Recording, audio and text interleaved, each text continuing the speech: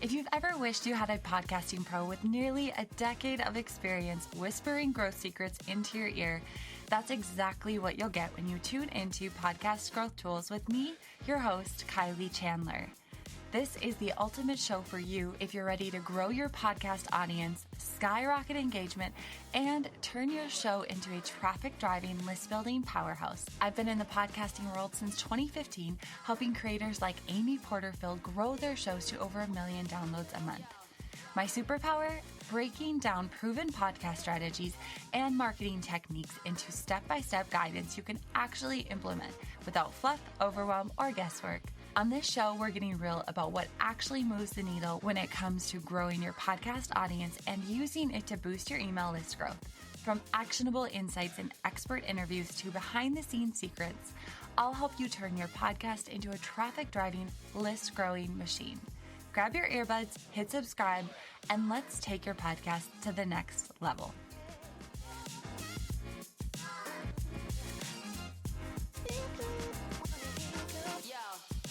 Hey, and welcome back to another episode of Podcast Growth Tools. I'm so glad you're here because my guest is on fire. She is so amazing. Her name is Jam Gamble, and I stumbled upon Jam's work many, many years ago. And so today was such an honor to sit down and chat with her. So we really dove into what it is like to be a podcaster or honestly, just anyone who has a conversation and all of a sudden you're laying awake at night wondering, oh my gosh, I can't believe I said that, or overthinking or overanalyzing everything, and just really stepping into trusting your voice and communicating clearly because you trust your voice. We also talk all about healing your voice. So that's something that Jam is really working on doing in this world. Such important work, healing your voice. And so she has some really powerful examples of how you can actually do this, how you can feel more confident in speaking and podcasting and connecting with your audience, even though you might not have video. She talks about how to connect with people when you are using video as a podcaster and so many other really powerful things. So you're going to love this episode if you are looking to find more confidence as a podcaster, as an interviewer on video, just behind your mic with the recording off, whatever. You are going to absolutely love this episode with Jam. So if you don't know who Jam is, she is a public speaking and vocal empowerment coach, and she's really supporting people in finding their voices and feeling confident and learning how to communicate from their heart. So you guys are going to love this episode. Jam was such a gift to have on the show, and be sure that you share it, be sure that you follow, subscribe, and leave a review if you're feeling really generous. And so before we get into it, I actually would love to invite you to hop on a free consultation with me. If you are looking to grow your podcast, grow your email list, make them work together and really create some amazing growth using proven marketing strategies, I would love to chat with you. You can head to podcastmarketinghub.com/call and we can hop on a free discovery call. We can chat a little bit about what you should be doing, what you should be focusing on so that you can achieve the growth goals that you have this year. Again, that's podcastmarketinghub.com/call. And we can just chat for a little bit and see how I can support you. All right, let's get into the show. Enjoy. Hey, Jam, welcome to the podcast. I'm so excited. Me too. This has been a long time coming. Just before we started recording, as we were talking about, we met years ago. And so to be able to like sit down and have a conversation and be on this side of the mic with you and learn from you is it's such an honor. So thank you. I'm excited to be one of your first guests on your own podcast and to start your own podcast. Like, I know everyone is starting podcasts, but I don't think people understand, like, to make the decision that you have a vision and you want to bring that vision to life and share with the masses. It's a big deal. It's a big deal. So congratulations on doing that. Oh, thank you so much. Well, I kind of was telling you, I like to get into just the juicy stuff right from the get go. And what I would love to know is you really support people with healing their voice, with being confident when they speak, and we're going to get into all of that. Mhm. But what was there a turning point for you specifically when you were like trying to figure out how to portray yourself as a speaker and feel confident and step into that? I'm certain there is, but I haven't kept like a mental log because I feel like everything I do it's just a defining moment. It's something that strengthens my voice. It's something that builds my brand. It's something that opens up new doors. I feel like when I think about it now, so 2022, I was flown out to New York to do a keynote for MetLife. And they had me come out a couple days before my actual keynote just to get familiar with the team, actually go to some of their events and just see like the behind the scenes of these executive women in sales. And I Mm. remember as I was getting ready for that talk, um, I just felt like all I could wear was blazer, a tank top, shorts, and sneakers. I couldn't get the look out of my head. I'm like, no, I know this is MetLife. I know this is like executive women in business. I feel comfortable wearing a blazer, shorts, and sneakers. And that's the look. And you might wonder, what does it have to do with my voice? It has everything to do with my voice and being a speaker because it's me listening to my inner voice. And my inner voice is saying, if you're going to show up and do this presentation and you want to exude confidence and you want to sound confident and you have to wear what feels right to you and not what feels right according to, society's expectations. So that was probably a very defining moment. Okay, I love this because especially because a lot of podcasters are now talking about going, YouTube, like get your Hmm. podcast on YouTube and everything like that. And there is quite a conversation. Of course, I find it more with women than men about, oh, well, then I have to get ready and I have Yeah. to this and that. And I do feel like at the end of the day, it's like, how can we really provide the value? Even if I've always kind of been one, like I live on the road full time in an RV. I have a baby. Like half the time I'm not even ready. So what you get is what you get. But I also understand why somebody would feel that way. Yeah, How but look can at me we right now. Look at me right now. I told you before we started this, I woke up not feeling good this morning. Hmm. And yes, I could have gone and put on a shirt or something to make myself feel and look more professional and more of like an expert. This is expert Jam in her hoodie and her leopard hat. Like, so for those people who are like, oh, I don't want to be on YouTube because I have to get ready. Nobody's saying you have to go outside of your comfort zone, but you want to have fun. You want to bring this whole experience to life, and that might require you to put on a look. So keep the look simple and make sure it's true to your brand, and you'll be fine. I love that. So I want to talk about one thing that when I heard you talk about it, it like shook me to my core because I could resonate so much. And that was when you Hmm. talk about healing your voice and you say these I help people heal their voices. And I've had an experience in my past where it made me kind of clam up and not feel comfortable, and this podcast is like a very big stretch for me to step out and use my voice. And it's Hmm. interesting because I was talking with Patrice Washington this morning and she was like, this podcast has healed me. And Hmm. so when I saw that and I heard you speak of that, I just thought that was so beautiful and powerful. Hmm. What does that mean for you and what does that mean for people listening? Yeah, that's a great question. When I started, my focus was obviously to be a public speaking coach because everybody knows what a public speaking coach is and what they help people do. Mm. And the longer I've been in this industry, the more I realize like I'm not just focused on people showing up on stages, showing up on podcasts, creating binge worthy content where they sound and look confident. I want to help people reclaim and heal their voice. And what I mean by that is that there are so many storytellers amongst us. There are so many podcast hosts amongst us. There are so many people who have something that they went through that if they just trusted their voice and took a microphone or took that opportunity to speak their truth, they could change somebody's life. But like you shared, there was something that happened. And for a lot of adults, they don't know they've never had the opportunity to unpack that. They've never seen a correlation between how that impacts their voice. And so when I help somebody heal their voice, it's working through that experience with them and validating what that experience did to them, and then start this journey of helping them reclaim their voice, because after we heal we reclaim, right? So I help you heal and you reclaim, and when you reclaim, it's just visualize you have a child just grabbing something, you that's mine, and you're taking it back. that's what I aim to do with people and their voices, that story, that message, just the sound of their voice that they've been so uncomfortable or hesitant to share. I want them to grab it back and take ownership of it. Can you walk us through, like, if somebody is resonating so much with this and feeling like, "Oh, I do have a defining moment or a few," like, what is something they can start doing today to really work towards that healing and that redefining? One of the exercises I do in my practice are vocal diaries. And that's when people take their phone, wherever my phone is, right? And you open up your camera and you just talk to it.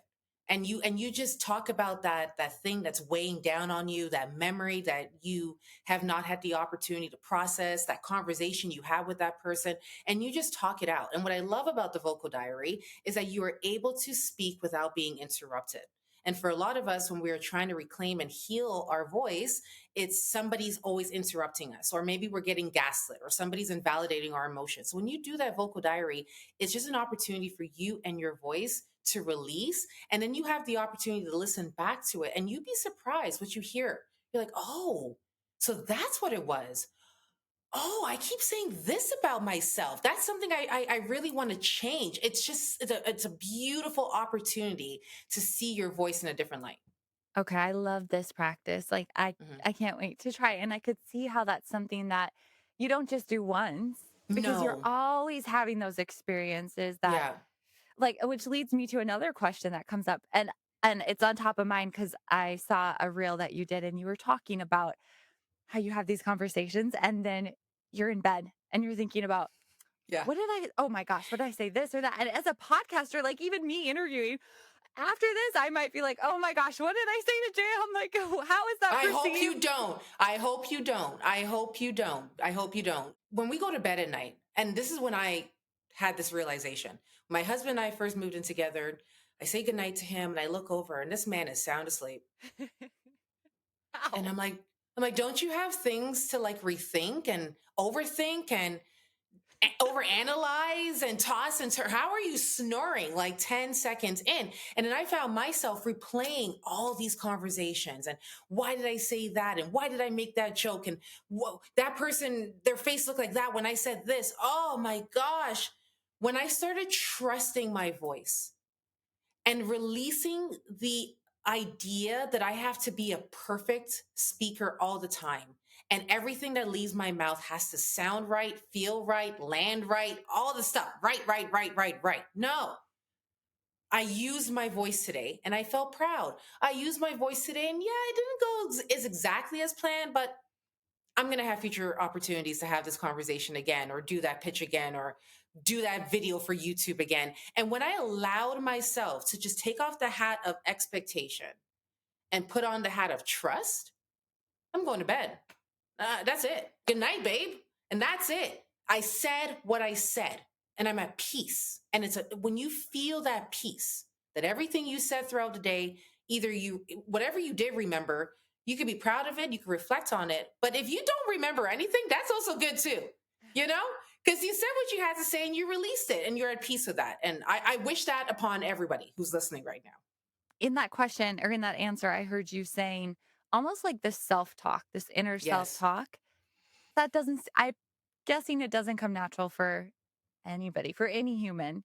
Is that something that we can work on It does, improving? but it does. It just comes down to trusting. We all have conversations with ourselves from morning to night.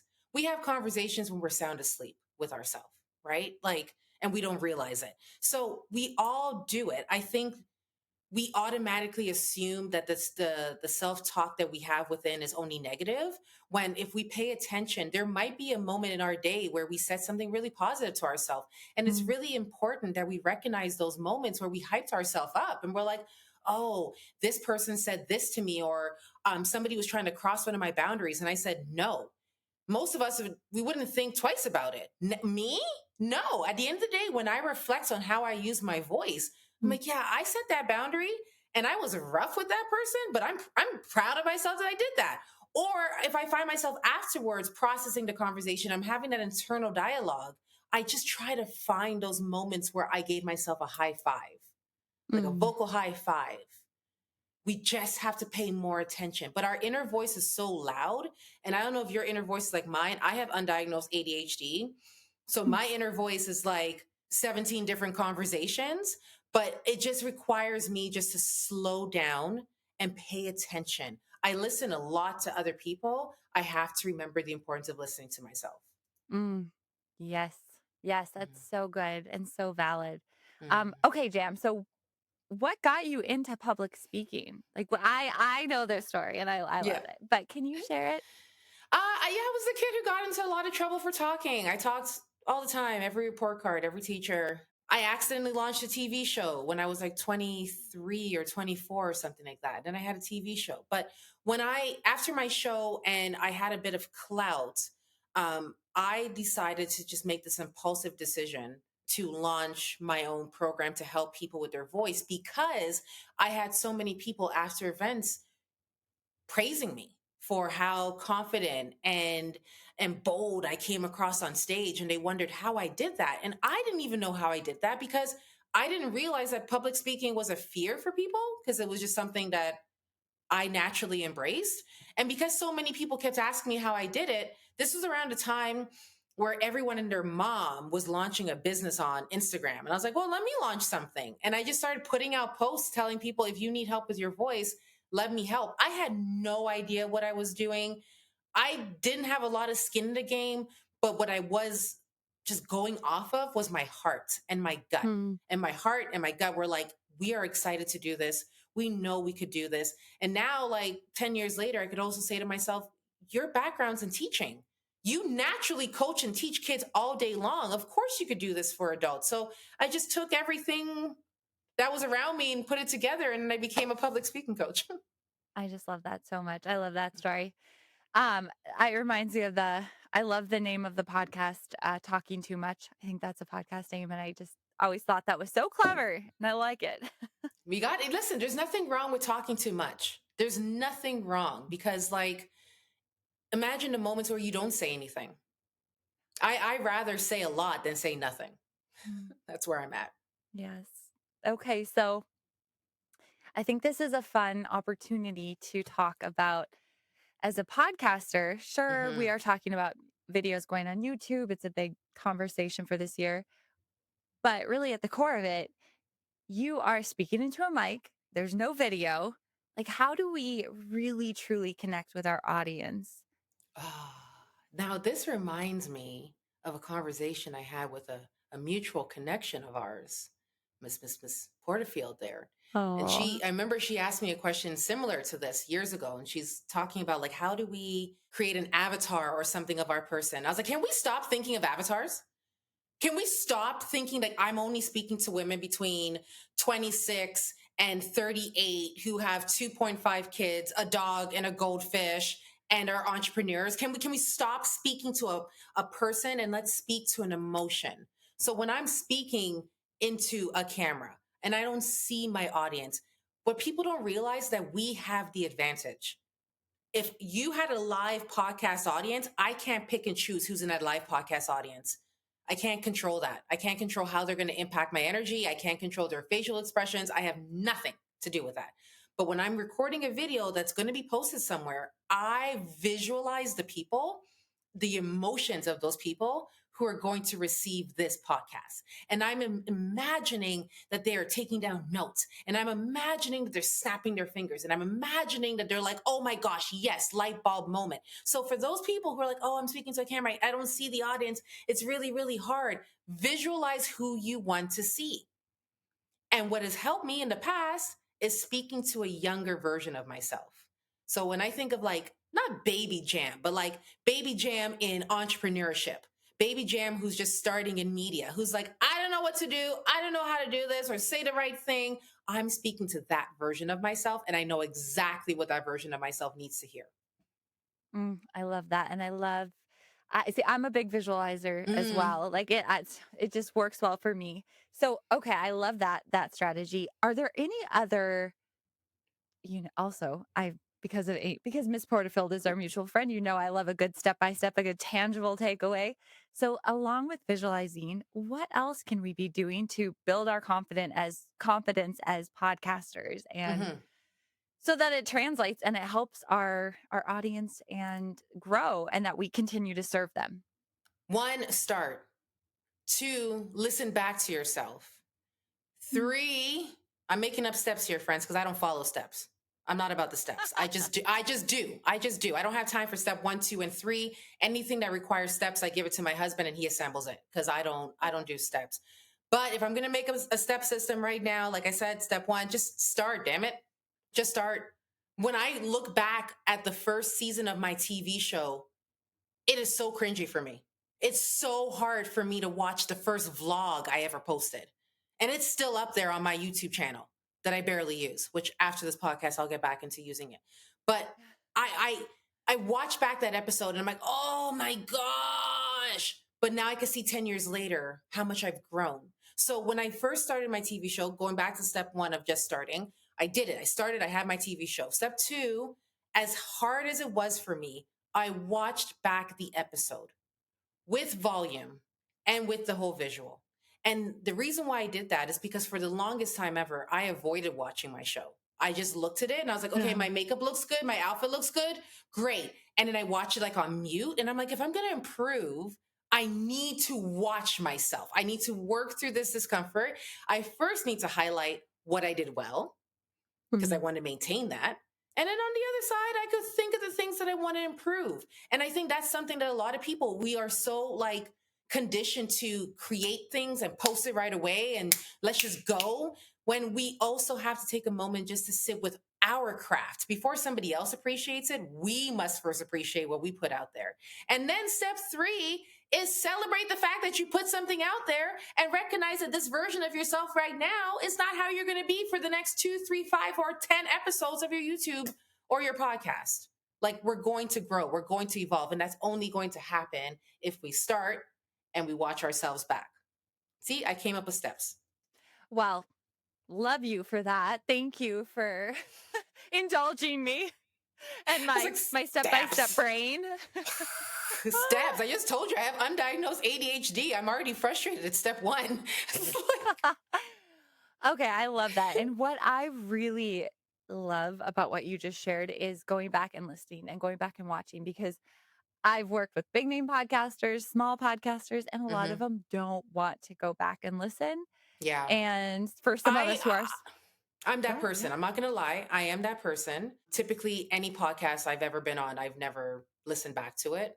And I think that's just, again, my undiagnosed ADHD. Like, I've already dedicated 30 minutes to recording that. Now you want me to spend 30 minutes listening to it? No way, no Jose, can't do that. But in building out this new course that I've been working on, it's the first time that I've ever done an evergreen course. And I have to record it, watch it back, edit it. And it has been the most painful experience of life because I am used to just teaching live, one and done. That's it. I am not a take 2 or take 3 girl. Absolutely not. In recording this course, here we go. Look at this. Here's my little board here. Week 2, take 2, take 2. Like take 55, take 72. Like it's been so hard for me, but at the same time, for the first time in a long time, I'm really seeing myself and in my voice in a new light in a way that I've never had the opportunity to do that before.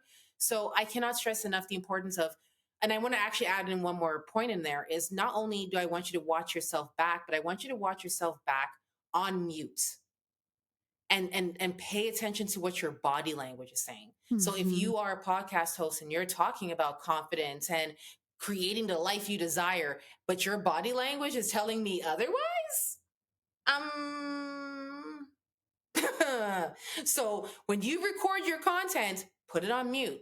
If you're fidgeting with your ring, if you're fidgeting with your watch, you started with a high bun and a side bun, then you're tossing your hair and then you've cut your hair off, whatever. Like you've gone through all these phases. Then you're like, oh, these are things that might be saying something else to my audience that I don't actually want them to pick up on. So it's so essential to watch yourself back and listen back to what you're putting out there. I love that. Okay, we'll start doing that. So Hmm. I want to back up because you just Yes. said that doing this course, which I want to hear more about, but doing this course has taught you things about your voice that you didn't even realize. Can Yeah. you can you dive into that? Because what I love hearing why I love hearing you say that is because you've been in business for what, 10 years or more. Yeah. And it's like we're always going to be evolving our voice and our confidence and all of that. So I'd love to Mhm. hear where you're at with that journey. I'm a very raw speaker. So, like, Mhm. teaching Slay the Mic for so many years, I teach live, I teach in the moment. And that's probably like the best version of my voice I could ever listen to, right? Because it's just in the moment that I'm putting it out there. With the pre-recorded aspect, um, I found myself like almost falling into like this audiobook trap, if that Mhm. makes Mhm. sense. So I've been listening to a lot of audiobooks lately, and certain audiobook or certain authors, and in their audiobook they have a very distinct style, and then I found myself almost trying to replicate that style, and I was like, ew, that's not me. What are you doing? But then I also want this content that I'm creating to be, digestible for content creators, corporate folks, all this. And I was like, wait a second here. I am not going to sound corporate. And I'm not going to sound chill. I'm going to sound like Jam. And Jam is going to have a range of emotions and different vocal cocktails that matches her content and matches her emotions. And that's my true, authentic self. So, for people who are getting into podcasting and recording videos, I beg you, please do not fall into that trap of like hey guys, welcome to my podcast. Don't do that, please. Please. Please. I want you to sound the same way you sound when your friends call you and you pick up your phone. Okay? Please. That's all I ask. Thank you for coming to my TED Talk. I love this. And you know what is so fun about this? I literally just thought, of course, I have some nerves. Like, I've been a big Jam fan for a long time. So I was kind of nervous, hopping on our call. And then I literally thought to myself, like, okay, if Kate called, just pretend it's Kate. You guys are hopping on, you're having a conversation. So I love that you said that. And that's exactly it. And when I tell people who've interviewed me in the past and they're like, oh, I'm feeling nervous, or, I'm feeling a little bit intimidated, I'm like, I'm a human and you're a human. So let's be two humans having a conversation. And just reminding myself that Kylie's a human and I'm a human, it just allows my shoulders to go down, and it allows my voice to sound like me and where I'm at, and not like I'm trying to be a performer or I'm trying to come across a certain way. Like, that's probably the best thing I've done for myself as a speaker on stages, virtually, podcasts, whatever, is like I want people when they hear me online, that's the same voice, that's the same energy that they experience in person, and vice versa. That's It doesn't change. Doesn't change. It's so good. Well, and when it comes down to it, if we're entrepreneurs and we have an audience, it's the consistency, and then the people Yes. know you're genuine and you're so Yeah. I am so curious. Okay, so you get on stages because I've done public speaking, not nearly as much as you, but Hmm. how do you prepare to go and speak in front of people, like the content and this and that?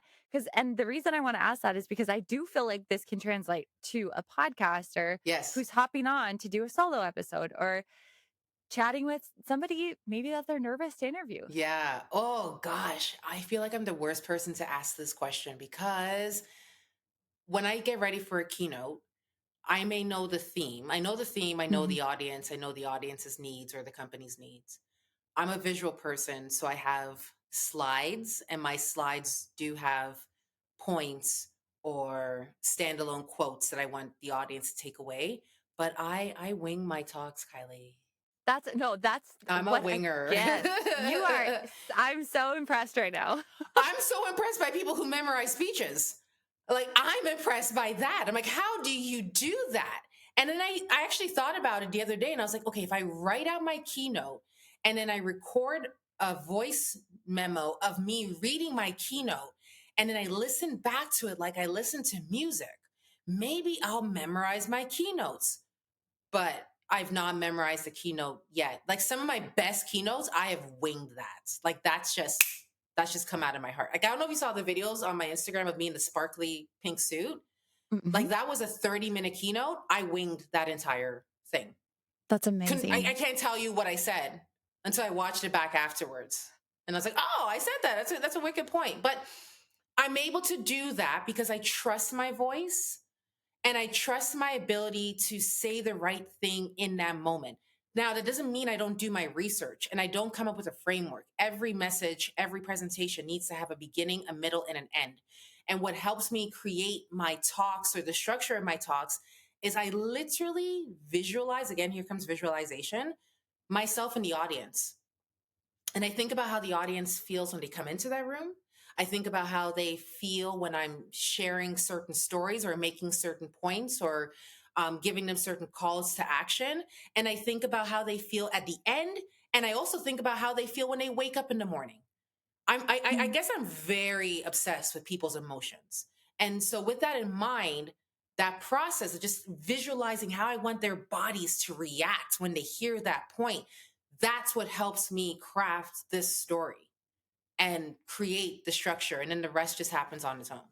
Oh, okay. This is so good. I feel like I'm gonna start doing this before every time I Mhm. record anything for the podcast. I I mean, love it. it's worth trying, you know. And I think when I do presentations as a speaker, I also remind myself that even though all eyes are on me and people are coming to learn from me, I'm also learning from my audience. It's an exchange of energy and thoughts as well too. So I leave learning something new. Or sometimes I have a talk prepared, I have my framework and my slides prepared, and I walk into the room and the energy is just, this is not what they need to receive.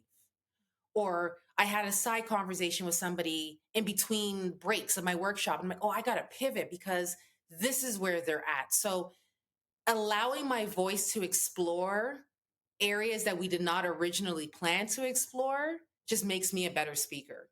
And I think if we just put down the notes for a second and go back to storytelling and go back to conversations and value the meaning of connections, everyone is very capable of doing great interviews or telling fantastic stories. Well, I am so glad you brought up stories because I love thinking about how we can tell stories through our podcast, through our brand, everything like that.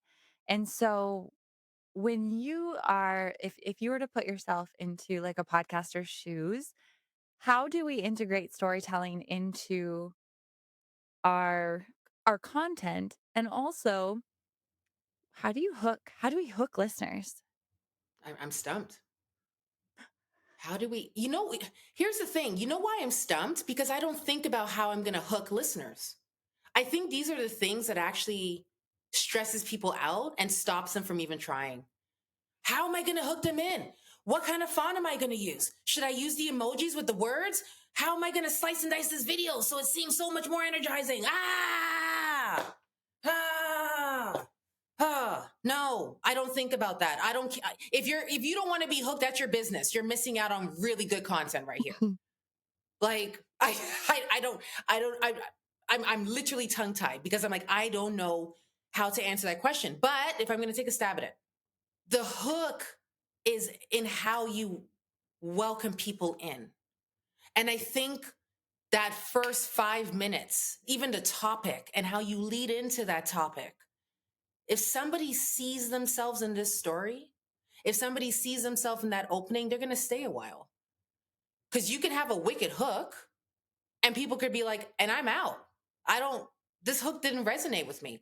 Going back to your point about storytelling, I think we could infuse storytelling in examples. And I'm the queen of examples. I have an example of everything and not an example that necessarily paints me out to be the expert and I'm this genius of a public speaking coach. I use examples of conversations I've had with people I've worked with, or things I've come across on social media, or lessons from when I taught for 15 years. And I find these rich examples that people could see themselves in and they can relate to it. As long as people can relate to what you're sharing, you've hooked them in.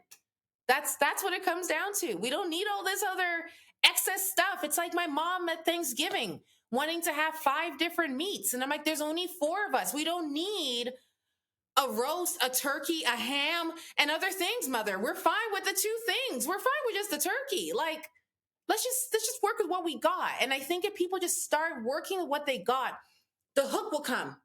The stories and the examples will come. Just trust your voice to speak. and let your thoughts out and just see how it comes to life. Okay, this is so good. So I want to hear from you. What's your favorite? So, what's your favorite client story, or Oh, what is one that just like is lights you on fire when you think about it? there are so many, but the one that comes to mind right now is a man named Ryan, who I coached in the Slay the Mic program.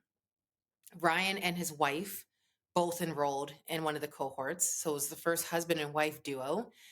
They were both coming into the course to work on their voice for their respective jobs in the family company. And Ryan, upon our orientation, when he signed on, he saw all of us having like this dance party, and he was like, "Whoa, I'm out!" And he immediately signed out. And I was like, "Oh, there goes Ryan. Okay, bye." And I sent him a message afterwards, and I was like, "Listen, I promise you, we're not going to be dancing every time. I'm gonna guide you through this," because he was the only man. And a lot of men who come into my coaching program, it's almost like they want me to sign NDAs. They don't want anybody knowing that they're working on this insecurity of theirs, and that's a whole other podcast episode in itself. But with this person, I lost sleep coaching him. I just didn't know if I was doing it right. I didn't know if this was the right program for him. I debated giving him his refund despite my refund policy. I told my husband about it every week. He's like, "How's Ryan doing this week?" I'm like, "I don't know, man. I'm trying. He's making headway, but I just don't know." At the end of our 11 weeks together in the Say the Mic program, our final class is called the Jam Talks, because everybody aspires to be a TED speaker. And I'm like, forget TED. Let's focus on Jam Talks, where you put into practice everything you've learned over the last 7 weeks. You get the floor, the virtual floor, to talk for 2 to 5 minutes. And then as a group, we give you feedback. And what's beautiful about that is that previous cohorts are also welcome to join. So they come and they support as well. It's a big community thing. I thought Ryan was going to skip out on his jam talk. I anticipated Ryan was going to skip out on his jam talk. His talk, he started off with his introduction about all his accolades, working on Bay Street in Toronto, how much money he brings into the company, yada, yada, yada. And then he talks about his kids. And similar to my dogs, he's like, a lot of you see my kids in class. You see how they're running around from screen to screen because his wife is online Sure. too. So the kids come in her frame and then they're in his frame. And he's like, "You've seen all of this." But then there was a time where our house was so quiet. And he went into talking about their journey struggling with infertility and their journey to starting a family.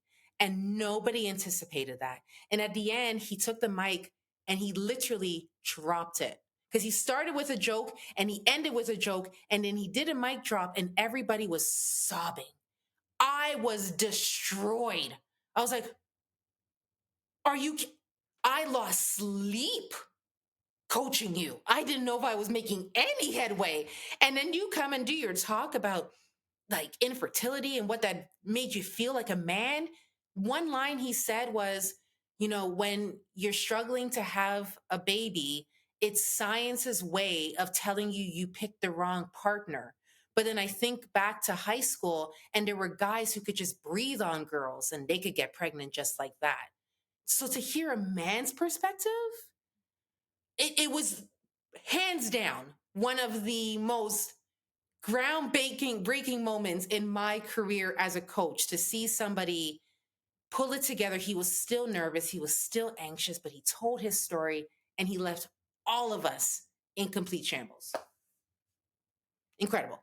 Well, thank you for sharing that, because I think it's just a testament to you and your coaching and the way that you support people in finding their voices and their confidence, and just the important work that you're doing.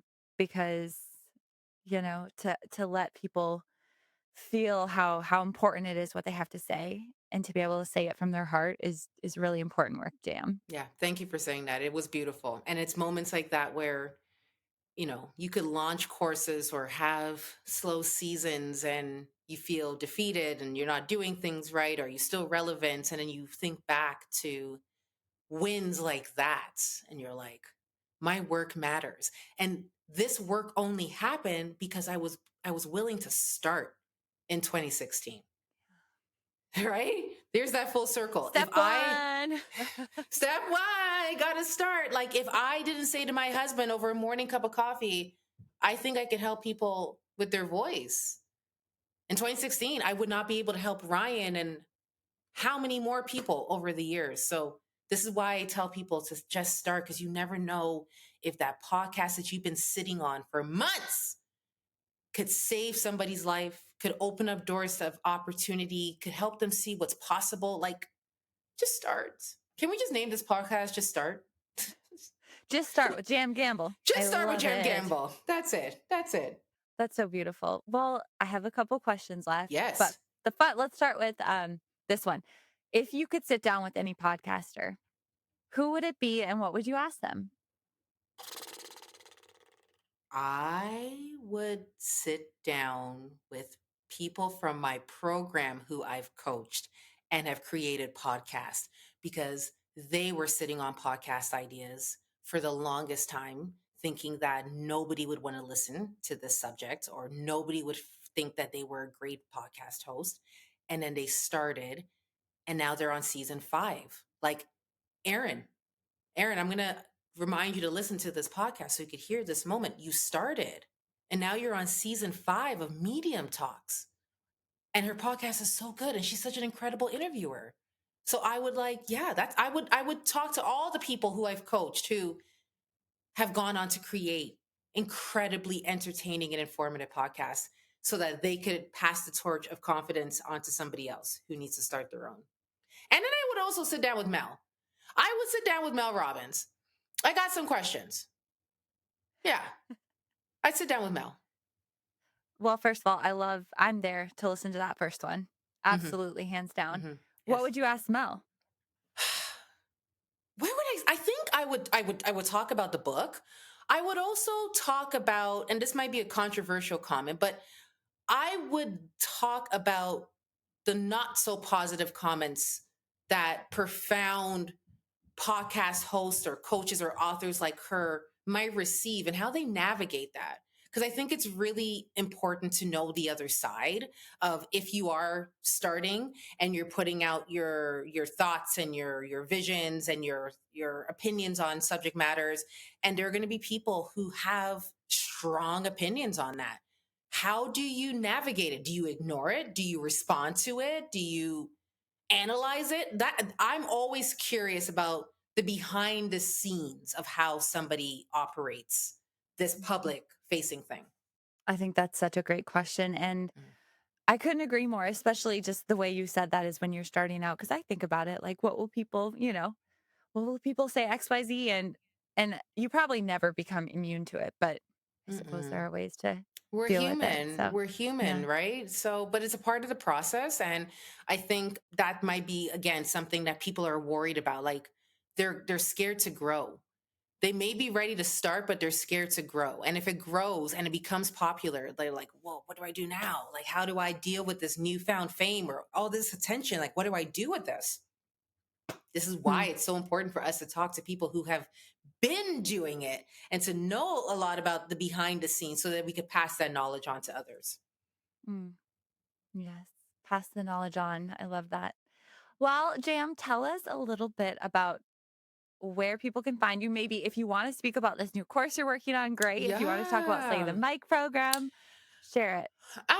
Yeah, so Slay the My program, I ended the cohorts last year for a few reasons. One, I don't want to say burnout, but there was a little bit of launching burnout. I now get why people do things evergreen. I never was a fan of evergreen, but I paused. I pressed pause on that so I could kind of reclaim my sanity a little bit. Now, the next thing I'm working on is Who's Your Kanye? And that's all about helping people recognizing what their vocal roadblocks are and the things or the people that have impacted their voices over time in an effort to reclaim their voice. And I just want to continue to have opportunities where I could speak words of reassurance into people and reminding them that their voice is their ultimate superpower. And you don't have to be a motivational speaker or a well known person to be heard. You just have to be a human who is willing to share and expects that people will want to hear what you have to say. Right? Like, there's nothing wrong with with having that expectation. Like, I'm creating this thing, and I expect that people are going to want to hear it, and I expect that people are going to want to download it. And I want to be that person who encourages and reminds people to continuously do that. So, if you want to find me, you can find me on Instagram or my website at I am Jam Gamble. I can't get into the whole TikTok thing. I don't know, friends. Do what feels right. Do what brings you Yeah, joy. yeah. The TikTok talk is not. I feel like I'm 50 saying. I'm like, I'm gonna have the TikTok, the TikTokers. It's okay. I've never had it downloaded. Actually, I think I downloaded it for half a second for research I was doing for Amy, but that Did you was, get how overwhelmed and you're like, ah, I was like, delete? I just get it back up slowly. I can see you doing it too. Like, okay, no. Okay, this is great. I'm out. Oh, Jam, I just love what you're doing. Your Thank evergreen you. offer product sounds absolutely amazing. It's such important work. Like back to one of the first questions we talked about is the healing of the voice and Yes. reclaiming it. Yeah. That's where it's at. And I'm so excited that you are packaging that genius into something. Please be Thank sure to you. share it with us. I Thank you for shall. being here. I appreciate it. And congratulations again on just starting. Thank you so much, Jam.